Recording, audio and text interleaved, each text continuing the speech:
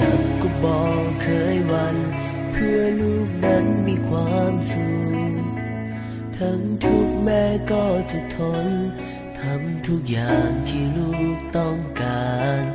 อาจจะท้อได้บางเวลาแต่ยังมีลูกอยู่ข้างกายพร้อมจะเป็นกำลังใจบ่หวั่นไหวต่อสิ่งใด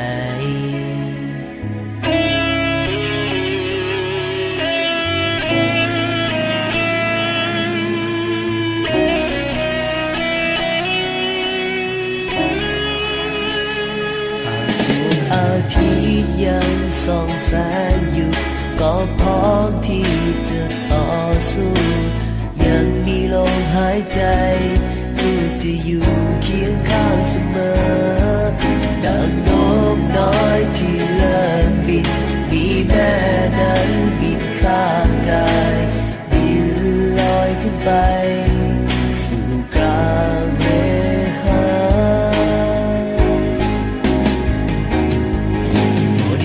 สิ่งตอบแทนขอเพียงลูกนั้นเป็นคนดีเท่านี้แม่นั้นก็สุขใจบอกมีคำอธิบายพระคุณแม่นั้นยิ่งใหญ่ให้ออกจากกุวานบุกทะเลก็คงบ่พอบ่อาจจะลืมพระคุณที่เลี้ยงลูกมาจนใหญ่โตสั่งสอนให้เป็นคนดีลูกขอกราบลงตักแม่บ่ได้คิดอ้างตันอยู่ผู้บุญคุณแม่นั้นเหนือกว่าสิ่งใด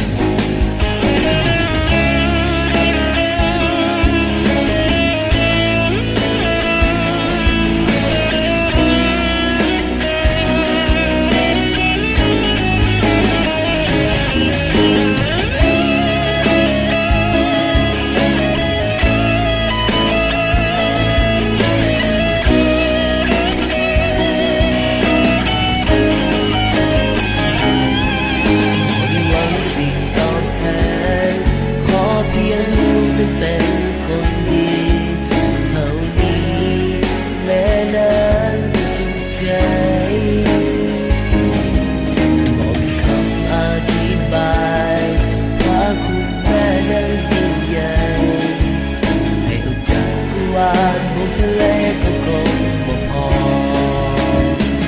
บ่อาจจะลืมพระคุณที่เลี้ยงลูกมาจนใหญ่โตสั่งสอนให้เป็นคนดีลูกขอกราบลงตักแม่บ่ได้คิดอ้างตันอยู่ผู้บุญคุณแม่นั้นบ่อาจสิ่งใดพระคุณที่เลี้ยงลูกมา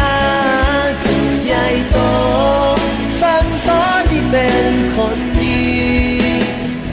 ลูกขอกราบลงตักแม่บ่ได้คิดอ้างตันอยู่ผู้บุญคุณ